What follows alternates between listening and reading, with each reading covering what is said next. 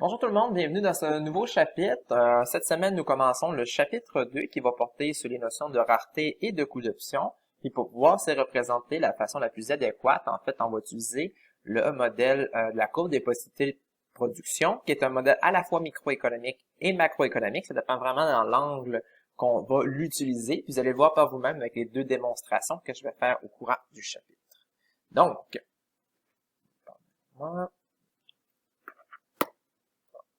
ce que l'on voit dans ce chapitre, eh bien, on va voir les différents types de coûts. Là, vous voyez une petite faute ici. Différents types de coûts qu'on retrouve en économique, entre autres le coût comptable, le coût de renonciation et le coût économique. On va voir également deux types d'optimisation. Je vous ai dit qu'un principe important en économique est celui de l'optimisation. On va voir deux façons de faire. Donc, c'est un premier modèle qu'on revoit ici. Donc, c'est le premier que je vous ai montré. Ensuite, on va voir un deuxième modèle qui est le modèle de la courbe des possibilités de production, ainsi que les facteurs de croissance économique. Donc, qu'est-ce qui va faire en sorte, par exemple, qu'on va augmenter ou réduire nos possibilités de production. Et évidemment, le chapitre va se conclure sur quelques exercices d'application. Donc, on va commencer. Là, je m'aperçois que mon visage est carrément sur le mot. On va se mettre ici. Donc, contexte que, en fait, tous les agents économiques finissent par devoir faire un choix un jour ou l'autre parce que les ressources sont limitées et que les besoins sont illimités et vous en faites pas exception. Puis pour illustrer le cas, on va utiliser le fait que à partir de l'hiver prochain, si c'est pas déjà fait, vous allez devoir choisir un programme d'études et aussi une université, ce qui aura impliqué pour plusieurs d'entre vous de devoir choisir un appartement. J'ai été confronté moi-même, plusieurs le seront également. Donc ici, pour vous situer, vous avez l'Université Laval. Ici, vous avez un appartement qui est situé très près. Vous avez un appartement qui est situé près ici. Vous avez un appartement qui est situé assez loin et un appartement qui est situé très loin. Puis juste pour vous situer un peu, ça c'est Québec. Les plaines d'Abraham sont ici. Vous avez le Vieux-Québec.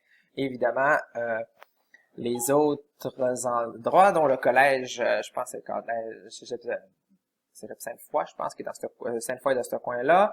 Puis vous avez Limoilou qui est un peu plus loin. Donc, le problème que vous serez confronté un jour, c'est de devoir choisir entre, par exemple, ces 4 appartements. Qu'est-ce qui va faire en sorte que vous allez choisir un versus l'autre? Parce que, évidemment, vous vous en doutez, les coûts varient. Ici, ce que vous voyez en image, c'est les résidences de l'Université Laval. Donc, en tant que bon étudiant, puis étant donné que vous avez suivi mon cours d'économie, vous allez noter les informations suivantes. Tout d'abord, une variable importante pour vous, puis moi je vous conseille de le considérer, c'est votre temps de déplacement. Ici, c'est évalué en heures par mois, parce qu'ici, c'est un loyer mensuel, donc c'est par mois. Par mois, je l'écris ici. Donc, 1$ par mois. Donc, celui qui est situé très près, c'est 5 heures par mois, ce qui est vraiment pas beaucoup. 5 heures divisé par 30 jours, ça fait pas beaucoup. Ici, celui qui est près, ça prend 10 heures par mois. Celui qui est loin, 15 heures. Et celui qui est très loin, 20 heures par mois. Je vous donne un exemple. Pourquoi c'est réaliste? C'est que moi, à chaque jour, je faisais 30 minutes d'autobus. C'est-à-dire, par semaine, on parle de 5 heures. Fois 4, on tombe à peu près dans... Puis effectivement, j'étais quand même assez loin. Donc ici, ce que vous voyez, je vais juste me remonter un peu. Voilà. Donc, vous voyez les loyers mensuels en dollars. Donc, vous avez celui qui est très près, évidemment, est plus dispendieux. Celui qui est près, 890, 830, et celui qui est très loin, qui est à 800$.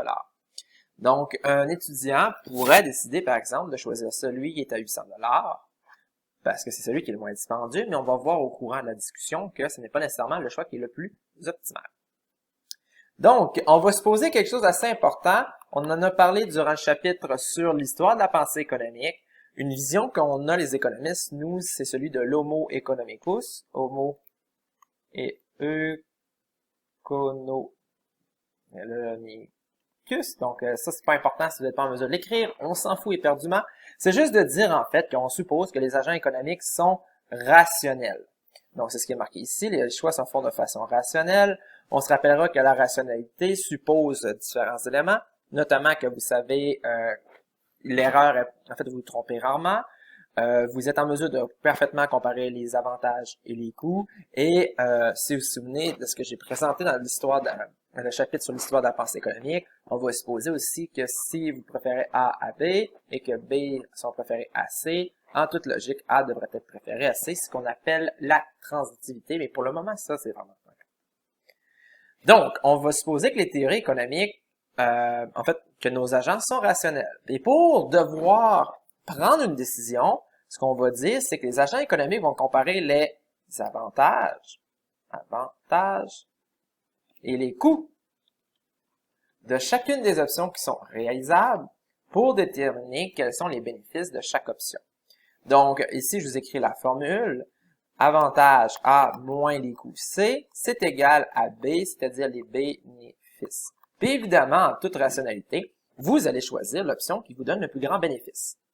Donc, c'est ce qui est marqué ici. Le plus grand bénéfice sera normalement choisi si vous êtes rationnel. Vous rappellerez, mon image d'introduction, c'est une balance. Donc, c'est le modèle numéro 1 que je vais remarquer ici. Modèle 1 qui est celui de l'analyse coût-bénéfice ou le modèle qu'on appelle ACB. Donc, évidemment, pour pouvoir comparer les coûts et les avantages, il faut savoir identifier les coûts et les avantages. On va passer quelques moments à parler de coûts. Les avantages sont moins abordés dans ce cours puisqu'on suppose, par exemple, que les agents vont avoir de l'utilité. C'est-à-dire qu'ils vont avoir du bonheur à, par exemple, manger une pomme, ce qui est plus difficile à mesurer que les coûts, que eux, normalement, ce sont des coûts qui sont monétaires.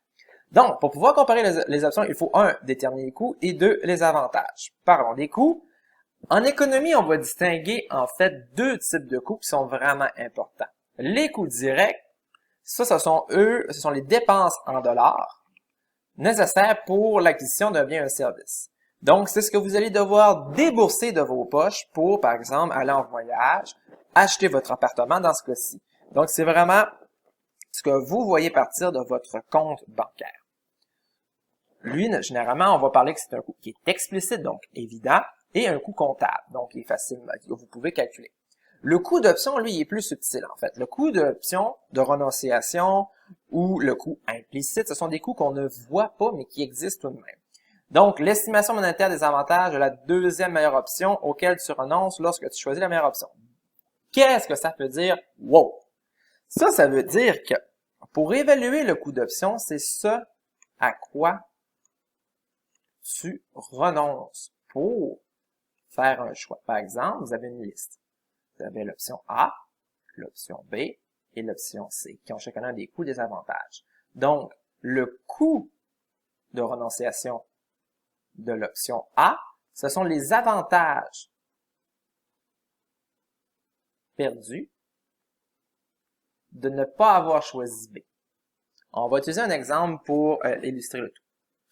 Puis, pour ce faire, on va utiliser une célèbre Piquet Souban, qui je ne sais plus trop avec quelle équipe l'est, et la pâtisserie. Vous savez, Piquet Souban, je pense qu'il y a un salaire, là, il faudrait que je vérifie, mais un salaire annuel de près de 9 millions de dollars par année. Sincèrement, c'est vraiment beaucoup d'argent que j'aimerais bien avoir un jour, mais que je n'ai pas décidément. Puis là, il passe une bulle à Piquet Souban, puis il se dit, ben moi, ça me tente plus de jouer au hockey. À la place, je vais me lancer dans la pâtisserie. Il va ouvrir une boulangerie, puis il va faire des petits gâteaux. Donc, à quoi Piquet Souban doit-il renoncer s'il veut faire de la pâtisserie? Eh bien, en toute logique, il va devoir renoncer à son salaire du hockey. Pourquoi? Ben, c'est parce que s'il est sérieux dans son entreprise de pâtisserie, eh bien, il va falloir qu'il arrête de jouer au hockey pour se consacrer à temps plein à la pâtisserie. Donc, lui, son coût de renonciation, donc un coût implicite qu'il a de se lancer dans la pâtisserie, c'est une perte de 9 millions de dollars par année. Donc, mon petit ami Piquet Souban, s'il est rationnel dans son choix, ça veut dire qu'il espère que la pâtisserie rapporte plus que 9 millions. Parce que si les bénéfices sont inférieurs au coût, donc ici qui est un coût implicite de 9 millions de dollars, là j'exclus les coûts explicites, ça c'est juste pour l'exemple d'un coût de renonciation, eh bien, pour que ça soit au moins égal, il va falloir qu'il fasse 9 millions de dollars de revenus. Donc, j'espère que ces pâtisseries vont être bonnes. Donc, c'est vraiment ça, dans le fond, le coût de renonciation. Je vais vous mettre quelques exercices supplémentaires pour vous faire réaliser ce que c'est. façon, on va le voir ensemble dans un deuxième exemple. Pour illustrer les différents types de coûts, donc la nuance entre les coûts directs et les coûts indirects, on va se poser la question suivante, c'est quoi les coûts d'étudier au cégep? Eh bien, vous savez qu'on a les frais d'inscription, on a les manuels scolaires, et évidemment, on a le coût de stationnement pour ceux qui ont besoin, par exemple, de leur véhicule. Et l'autre question, donc, à quoi je renonce pour devoir étudier? Excellente question. Donc, on y va rapidement. Les inscriptions au cours, ça coûte 165 à peu près 300 $ de manuel scolaire, et en stationnement par mois, on va dire à peu près, plutôt par session, je m'excuse, ça fait à peu près ce montant-là. Là, je vais juste chercher mon chiffre. Ça fait un total de 500, c'est ce que j'ai indiqué ici, 565 $ par session. Mais est-ce que c'est le coût complet? Évidemment, vous vous en doutez que non. Donc ça, c'est un coût qu'on dit explicite ou direct ou ce qu'on nomme le coût comptable. Donc, 3 synonymes, là, faites attention dans les termes. À quoi on renonce pour étudier au cégep? Bien, la réponse est marquée ici. Si vous êtes sérieux et que vous étudiez à temps plein au cégep, ben, vous allez devoir renoncer à travailler 35 heures par semaine à 12,05 $ pendant les 12 semaines. Donc, je remets le petit schéma qu'on avait tout à l'heure. Vous avez le choix entre A, étudier, qui est votre option que vous avez choisie, B, travailler. Bon, mais c'est quoi les avantages que vous perdez à devoir, quels sont les avantages perdus de ne pas travailler? Eh bien, c'est 35 heures semaine fois votre salaire qui est environ 12,50 $ pendant les 12 prochaines semaines, ce qui représente la modeste somme de 5 250 $. Donc, est-ce que vous voyez ce que je veux dire par renoncer? Si vous avez choisi d'étudier, vous renoncez de travailler. Vous ne pouvez pas faire les deux. Faut pas oublier. Donc, ça veut dire que votre coût, 5 250, 5 065, donc le coût total, qui est ici, qu'on appelle donc le coût de renonciation, plus le coût économique, pas économique, mais le coût comptable, ça vous donne, dans le fond, ici, on va faire ça rapide, 5, 1, c'est un peu gênant si je me trompe, 8, 5 815 $, qui lui, ça c'est le coût économique de devoir étudier au cégep. Donc, on résume, le coût direct plus le coût comptable, ça vous donne le coût économique. Donc, lui, ça c'est votre CE. On va juste changer de couleur. Donc, ça c'est mon coût de renonciation. Là, je vois que je ne l'ai pas mis. Coût direct, coût de renonciation, CR. Changer de couleur aussi. Ça, c'est mon coût économique. Donc, mon fameux CE, qui est la somme des deux. Et évidemment, vous avez le coût comptable. Je vais mettre ici en rouge, coût direct ou coût comptable qui est ici. Donc, la somme des deux me donne ce qu'on appelle le coût économique. Et c'est là-dessus que vous devez baser vos décisions dans la vie. Pas seulement sur le coût comptable, pas seulement sur le coût de renonciation, mais bien sur la somme des deux. Donc, voici ce qu'il y en est pour les distinctions entre les coûts, coût direct, coût de renonciation, et évidemment, le coût économique. Donc, ensuite, une question légitime à se poser, c'est... excusez, toujours des petits problèmes. C'est en fait, je vous introduis à ce qu'on appelle en économie la statistique ou la statique. Je suis plus habitué de voir statique. La statique comparative, dans le fond, c'est quoi? C'est qu'on a une situation A, puis on la compare à la situation B, puis on observe c'est quoi qu'il va avoir comme conséquence. Exemple de cela. Qu'arrive-t-il si le coût d'opportunité, donc le coût de renonciation, du temps change? Quand on parle de coût de renonciation du temps, c'est de dire votre heure de liberté ou de temps, elle vaut généralement votre salaire. Parce que c'est toujours ou généralement l'une des meilleures options à laquelle vous renoncez. Si vous décidez, par exemple, de passer une heure à travailler, pas à travailler, à étudier, ben c'est une heure de moins que vous avez disponible pour pouvoir travailler. Donc, la question ici qu'on se pose, c'est qu'arriverait-il si le coût d'opportunité du temps change, c'est-à-dire que le salaire minimum augmente à 15 $ de l'heure? Donc, excellente question. Voyons voir les conséquences. Donc ici, j'ai remis le coût CC pour le coût comptable. Ici, j'ai remis toujours le coût comptable plus le coût de renonciation, CR. Voici ce qui arrive. Donc, sachant que vous allez toujours faire 35 heures semaine, 35 heures, multiplié par 12 semaines, multiplié par maintenant 15 heures. Donc, on va arriver à la conclusion que au lieu de faire 5250, à la place que vous allez faire, c'est 6300. 6300, juste vérifier mes calculs, là, 0, 5, 1, 3, 2, 1, excellent. Donc, vous allez faire 6300 $. Donc, ici, la variation causée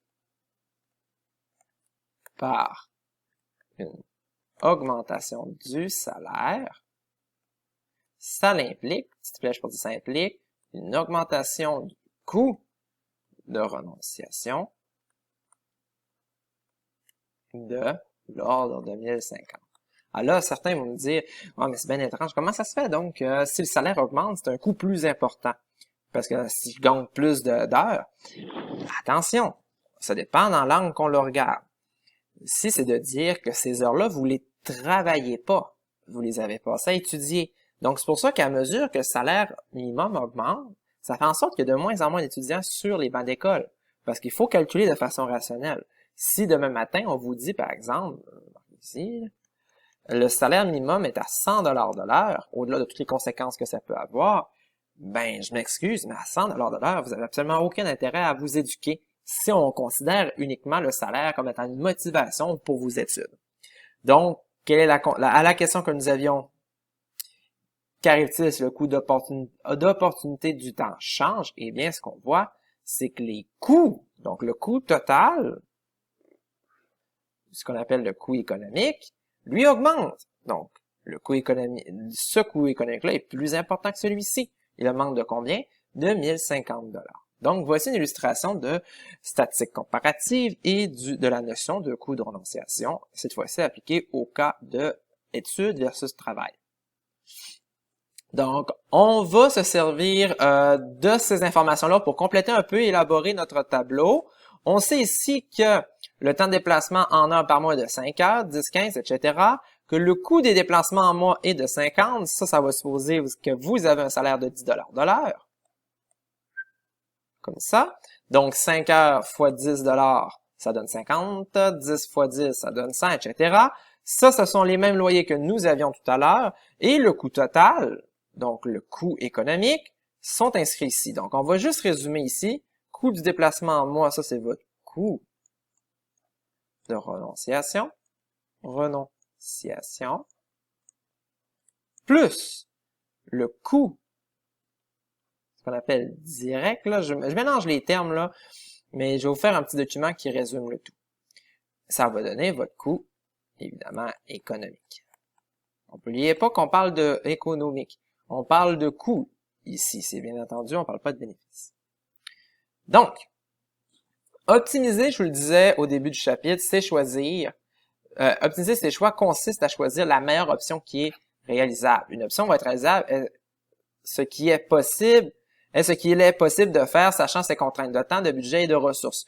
Donc ici, on va dire que les loyers que vous aviez ici sont tous réalisables. Clairement, si vous gagnez au maximum 800 par mois, là, oubliez ça, c'est pas possible. Donc ici, on va ôter l'hypothèse que vous avez une contrainte. Ben oui, vous avez un certain budget, mais la question n'est pas de savoir si vous avez le budget pour, mais plutôt de savoir c'est quoi qui convient le mieux à vous. Donc, je sais pas si j'étais clair, mais au pire, vous me poserez la question. Donc, on va utiliser deux techniques d'optimisation qu'on appelle l'optimisation en absolu. Donc, qui consiste à dire, bon, ben, j'ai l'option A, j'ai l'option B, l'option C. L'option A, ben là, elle a, on va la dire, je vais nommer un autre nom parce on va être confus. Je vais même le marquer, regardez, je vais le marquer ici. Option, non, je vais faire ça. On va dire ici, on a l'option A, l'option B, qui, on rappelle hein, que l'optimisation consiste à comparer les avantages et les coûts. Donc, avantage moins son coût, ça va nous donner un bénéfice 1. L'avantage moins son coût du deuxième, ça va donner un bénéfice 2. Ben, l'optimisation de l'absolu consiste à dire, ben, regardez, ça c'est le bénéfice net, je vais prendre celle qui me donne le plus grand. Donc, on va donner un chiffre, si ça c'est 100 maintenant dollars, ça c'est 120 dollars. Ben ici, mon choix sera de 120 dollars. L'optimisation de la marge, elle, est un petit peu plus subtile, mais sincèrement, c'est vraiment pas plus compliqué. C'est juste de regarder le changement du bénéfice net lorsqu'on passe d'une option à une autre. Donc, ça consiste à comparer d'une option par rapport à l'autre. Donc, si j'ai une option A, on avait l'option B, qui, je disais, là, je reprends les mêmes données. On avait 100 $ ici, on a 120 $ de profit. Eh bien, le fait de passer de l'option A à l'option B fait que ça augmente votre profit total de 20 $. Donc, c'est une bonne idée de passer à l'option B. Et inversement, si vous passez de l'option B à l'option D, de l'option B à l'option A, vous perdez 20 $. Donc, pourquoi changer si ça vous coûte, si vous perdez de l'argent? Donc, c'est un peu ça le principe d'optimisation à la marge versus l'optimisation en absolu. Et évidemment, l'optimisation en absolu et l'optimisation à la marge donnent toutes les deux la même réponse. Puis ça, là, je vais vous le mettre en gros, là. Vous allez avoir le choix entre les deux, évidemment, dans des exercices. Donc, ça, là, c'est une grosse étoile, là. C'est une question au quiz. Donc, vous avez bien fait d'écouter mon petit vidéo. Donc, comment est-ce qu'on procède? On le fait depuis tantôt, mais on va juste le rendre le plus explicite possible. Donc, ça, c'est en absolu, mais ça ferait aussi pour l'analyse à la marge. On va tout transposer, ce qui veut dire qu'on va, les coûts, on va tous les mettre en dollars, les bénéfices, on va tous les convertir en dollars. Donc, c'est ce qui est marqué ici. On va calculer le bénéfice net total. Donc, avantage moins les coûts en dollars. Ça va donner ton bénéfice net en dollars. Puis, évidemment, comme on va le montrer entre l'option A, B, C, celui qui a le bénéfice net le plus élevé va être choisi. Donc, ici, vous remarquerez les conséquences de choisir avec ou sans coût d'option. Si on avait choisi pas de coût d'option, donc sans coût d'option, ou plutôt sans coût de renonciation, logiquement, vous regardez et vous dites, ah, ben, écoute, ça aurait été le moins cher. Mais une fois, après avoir considéré tous les coûts, vous remarquerez qu'ici, celui qui est le moins dispendieux, parce que là, c'est des coûts, hein, eh bien, c'est l'appartement qui est loin. Donc, vous n'auriez pas avantage à en prendre un qui est près, puis pas davantage non plus à prendre celui qui est très loin, malgré que sur votre loyer, ça va coûter moins cher. Ici, je les ai mis façon graphique pour qu'on puisse mieux le voir. Je vais juste changer mon crayon. C'est certain. Voilà. Donc, ici, ce qu'on a en bleu, ce sont les loyers par mois. Donc, seulement, ça c'est seulement les coûts. Oups, boy. Les coûts directs ou les coûts comptables. Donc, c'est ce qu'on retrouve ici. Et ici, ce que vous avez, je pense que j'ai la couleur, ce sont les coûts économiques. Donc, c'est la colonne que nous avons ici. Et regardez la subtilité ici, là, pour pouvoir bien comparer comment ça affecte vos choix.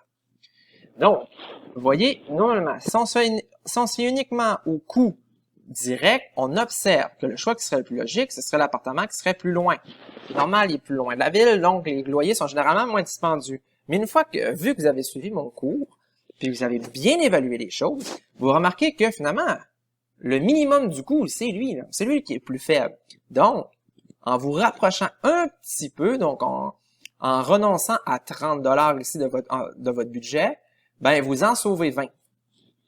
En fait, vous en sauvez plus que ça, parce que le loyer était, dans le fond, le coût total était de 1000, donc ici, vous économisez 20.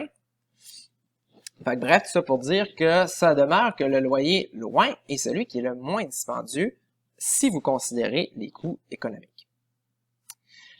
Optimisation à la marge, je passe rapidement là-dessus parce que ça revient beaucoup à la même chose. Transposer les coûts, calculer les conséquences marginales. Donc, on va comparer une option par rapport à une autre et appliquer le principe d'optimisation à la marge en choisissant la meilleure option, celle qui tend à améliorer la situation, si on l'adopte et à la détériorer si on y renonce. Donc, ça va venir un peu plus clair dans quelques instants. Je pense que c'est ce qu'on a ici. Donc, tout ce que j'ai fait, c'est que j'ai calculé la variation du coût marginal, donc du coût total. Ce que l'on voit ici, c'est le fait de passer de là, excusez-moi, de passer de cette option-ci à cette option-là, on perd 40 $. Le fait de passer de 990 à 980, on perd 10 $. Puis ici, on perd. Attention, là, je me suis trompé tout à l'heure. Ici, c'est un moins, donc on gagne 40 parce qu'on réduit les coûts. Donc, il faut faire attention, là, je vous répète, là, la manière qu'il faut lire et interpréter les données. Un moins, donc j'ai un coût. Donc, un moins les coûts, c'est une économie. J'économise les coûts. Donc, c'est un gain qu'on réalise. Voyons le tout sur le graphique. Donc, si je passe de très près après, ici, ce qui va arriver, c'est que vous voyez, là, c'est plus visuel, c'est qu'on va réduire ces coûts de 40 $. Donc, dans mon portefeuille, moi, j'ai plus 40 $, je suis content. Bon, parfait, parce qu'on passe de 1030 à 990. Si je vais un peu plus loin, eh bien, ici, je gagne 10 $ de plus par rapport à l'option qui était de départ. Donc, je gagne encore de l'argent, là. Donc, j'ai gagné 40. Donc là, mon économie, elle commence à être pas pire, là. J'ai fait plus 50 $ de passer de cette option, donc de très près à loin. Je dis, bon, ben, je vais l'essayer, je vais m'en aller un peu plus loin encore. Mais ici, oups, mes coûts augmentent. Donc, augmentation des coûts. Donc, ici, mon gain, ben, il est rendu plus rien qu'à 30 dans mes poches. Donc, j'ai pas intérêt à aller plus loin. Si je me ramène, je vais regagner, dans le fond, la somme qui était de 50 $. Donc, vous voyez un peu le principe à la marge, puis généralement, en économie, on va supposer que les gens vont fonctionner de cette façon-là. Ils vont comparer une à une les options, puis ils vont d'abord les ordonner en ordre croissant, et ensuite, ils vont comparer. Si je fais, par exemple, plus un travailleur, combien je gagne? Si j'ai un autre travailleur, combien de tartes supplémentaires que je vais gagner? Et de cette façon, on vient qu'à déterminer quelle est la meilleure des options. Donc, ça, c'est l'optimisation à la marge. Oups, je pense que c'est pas mal terminé. Donc, je ne parle pas des bénéfices parce que les bénéfices, comme je l'expliquais, c'est basé sur l'utilité, concept que j'aborde pas dans le cours. J'en parle sans en développer plus qu'il faut. Donc, voilà pour ce qui est de la section sur l'analyse coût-bénéfice. Vous allez avoir des exercices à faire. Vous allez avoir des exercices à faire qui vont vous permettre vraiment de mettre en évidence ces deux concepts-là. Si jamais vous avez des questions, je vous invite à me les poser ou sinon de poursuivre votre étude dans la prochaine section. À la prochaine!